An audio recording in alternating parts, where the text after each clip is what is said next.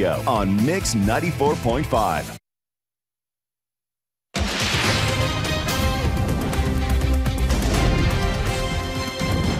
WKYT News starts now with breaking news. Good morning. Bill Bryant and Andrea Walker reporting a very busy day here on this Wednesday. Breaking right now, we have a major traffic alert. Interstate 75 northbound is shut down in Madison County. There are several crashes on the interstate. The one causing the biggest issue involves a semi. Our Kristen Kennedy is at the WKYT alert desk right now with the details. Andrea, the interstate is just too dangerous to drive on this morning. Richmond police are telling us that the northbound lane of I-75, all three lanes on northbound side, are shut down.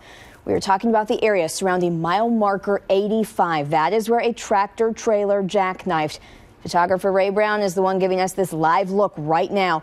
Police have dealt with several wrecks this morning between the 77 and 85 mile marker. They say roads are icy. We don't know how long police expect the lanes to be shut down, but we will keep Ray out there. We're going to try and get that information for you before the end of our show. Bill and Andrea. Okay, and obviously this morning, what we've had, the road conditions have deteriorated as the morning has gone on this morning. A big problem out there, and we're up to more than 50 school closings and delays. Madison County joins dozens of other districts, including Jessamine, Anderson, and Whitley. We have a full list inside the WKYT News app. Let's check in now with meteorologist Jim Caldwell. And the thing is, we're not picking up any new precipitation around here. It's the black ice from some of the moisture that fell during the overnight hours last night. So you get that layer out there, and it can cause all kinds of problems because you don't see it. That's why it's called black ice. It kind of just blends in with the road. A couple of spots we got pulled up. We've got just the general shot of Lexington and Morehead State University. Things are quiet. You don't see any precipitation, any new stuff. It's out there. It's cranked up into eastern portions of Kentucky. It's actually gotten a little more intense here within the past 10-15 minutes, really, as you see there on Defender Radar Network. Winter weather advisory still active for the eastern mountains through the morning hours here as we watch for more light accumulations. Possibility of that coming up. We will break it all down and get the snow out of here, and the full forecast coming up in just a few minutes. Jim, we'll see you shortly. And now back to more breaking news. State police are right now investigating the murder of a Kentucky police officer. Police say Pikeville City Officer Scotty Hamilton was killed in the line of duty last night.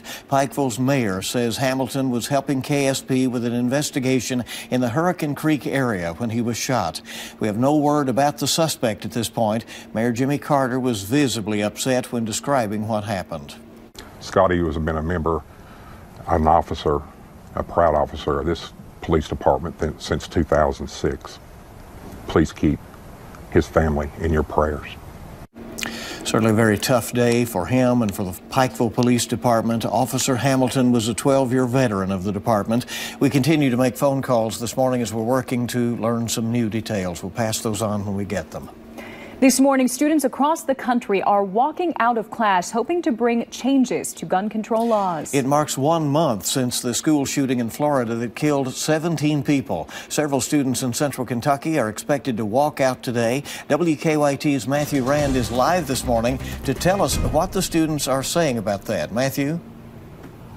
Bill and Andrea, students we've talked to are fed up. They want lawmakers to take real steps to prevent gun violence. So at 10 a.m. today, students here at Lafayette High School across the county and across the country will be joining together, standing up as part of the Enough movement is what it's called. This walkout will last for 17 minutes, 1 minute for each of the 17 people killed at Marjorie Stoneman Douglas High School in Parkland, Florida 1 month ago.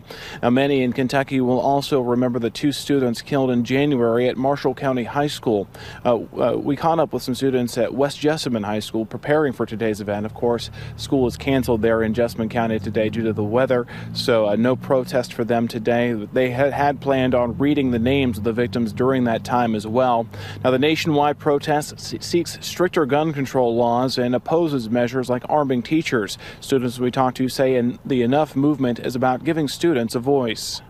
These things that strike so close to home are vital for getting young people engaged in politics and in the civic world in general. And school officials here in Fayette County say they're standing by the students participating in today's protest, and those students will not face any sort of disciplinary action.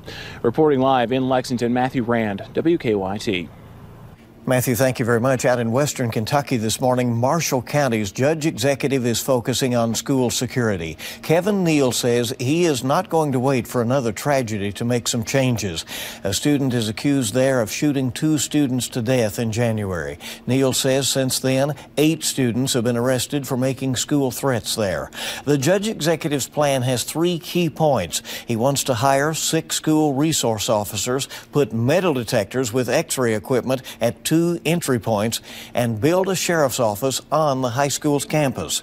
Neal suggests some expansion projects could be shelved, using the money instead for security upgrades. Lawmakers will not be taking up the pension bill today. It's not listed on the legislative calendar.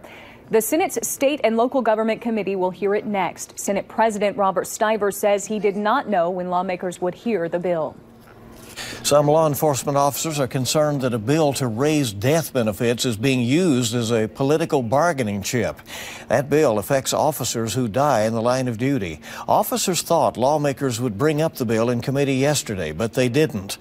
And that led to a lot of frustration. One officer says lawmakers are pushing police to support bills at stake, some other things, playing political games at the expense of grieving families. It started off as kind of innuendo, but then it ended up being fairly explicit. It was expressed to us that if Senate Bill 1 wasn't going to pass, then House Bill 185 wasn't going to pass. Senate Bill 1 is the state's pension bill. We don't know when lawmakers could hear the death benefit bill.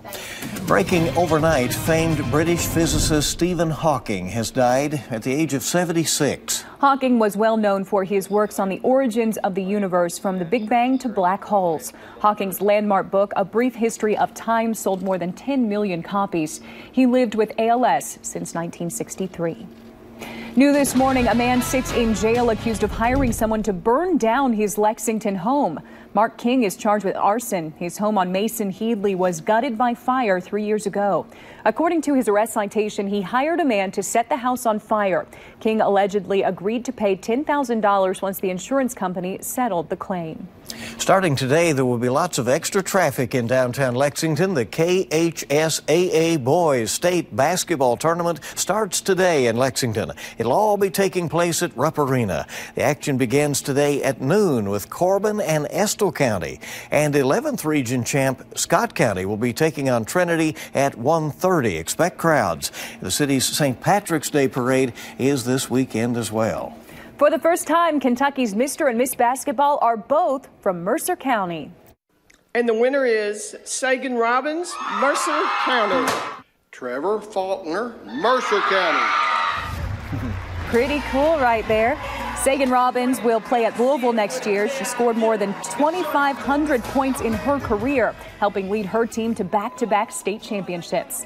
Trevor Faulkner, the NKU signee, scored more than 3,000 points and grabbed more than 1,000 rebounds over his career. It's the first time in Kentucky history the awards were given to players from the same school. So cool. Oh, what school pride, huh? Yeah. And the UK basketball team is out in Boise, Idaho, potato country this morning for the NCAA basketball tournament. The Cats left yesterday afternoon from UK's campus, then took a flight out west. One fan who showed up to wish the team good luck says he got a couple of autographs and took a picture with Kevin Knox. Yeah, he's a very cool guy. Like, he didn't care a bit to take a picture with me or sign my brother's basketball. Just to make it to the Sweet 16, the Cats will have to get past likely 2 other teams of Wildcats in Boise. First Davidson, then likely 4-seed Arizona if they win. Now join us on WKYT tonight at 7 o'clock for our special Big Blue in Boise. We'll go inside the UK basketball program as the Wildcats begin their road to number 9. And then catch Kentucky's first game of the tournament tomorrow night. The Cats play Davidson at 7:10. You can catch the game right here on your official UK station, WKYT. Certainly a fun time of the year. Oh, yeah. At least from a basketball perspective. Not necessarily driving on the roads this morning. Nope. Let's check to see how traffic is moving outside despite all that black ice. Check in with Officer Don in live drive traffic. Don? Hey, good morning. We'll update you on the interstate in Madison County. Problems there in just a sec. Let's take a quick look at downtown Lexington and show you what's happening there. Not a whole lot yet. The problem is the black ice is not something you can necessarily see, but it's going to cause some issues. We had some problems yesterday morning, have a feeling they could be worse this morning. It's one of those deals where the roads look okay, but you get caught off guard on your speed, and there you go. Let's take a look and see what's happening in Madison County at the moment. I-75 northbound is shut down near the 85-mile marker. Now, this is because several collisions, including one involving a tractor-trailer that they're working there, and the black ice itself has just made the roads impassable. So they're going to be dealing with that this morning. This is going to pop up in different places around town. One of the areas I'm concerned with is the Georgetown Road overpass at I-75 here in Lexington. That often freezes over. So as we get more traffic there, we'll see what happens. But I know crews are doing the best they can to try to spot this stuff. From Nicholasville, it's 25 minutes. Georgetown's about 17 and 20 minutes from Paris. We will keep you up to date. Now back to you.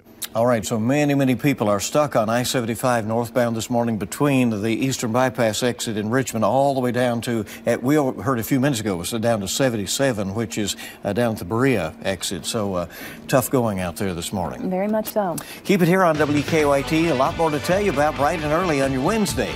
Jim will get us updated on that forecast. Still tracking some snow into eastern portions of Kentucky, so that's caused some of those slick spots out there. You're going to run into even more in and around central Kentucky, even though the snow has really moved out of our area. It's gone completely later today. We'll break that down. Also ahead, it takes a lot of people to make sure you can see the NCAA action. A look at the crews making it possible is just ahead.